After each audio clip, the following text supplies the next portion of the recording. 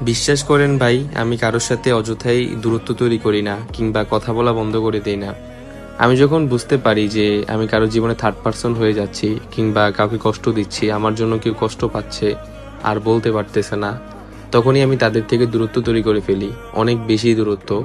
তখন তারা বুঝতে পারে না যে এমনটা কেন হলো। আমরা যে মানুষগুলো জীবনে থাকতে চাই, তাদের জীবনে অনেক মানুষ থাকে ভালোবাসার, খারাপ সময়ে সাপোর্ট দেওয়ার। আমরা না থাকলে তাদের কিছুই হবে না, আমাদের শূন্য জায়গাটা তাদের শূন্য অনুভব করাবে না। তাহলে আমরা কেন তাদের জীবনে থাকবো?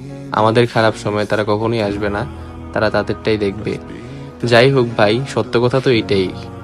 আপনি যদি মনে করেন আপনি কারো জীবনে থার্ড পারসন হয়ে যাচ্ছেন, তাদের জীবন থেকে তাৎক্ষণিক চলে আসবেন, এক সেকেন্ডও দেরি করবেন না। কারণ কারো জীবনে থার্ড পারসন হওয়ার থেকে নিজের রাজ্যে একা থাকাই ভালো। আর এটাই সত্য।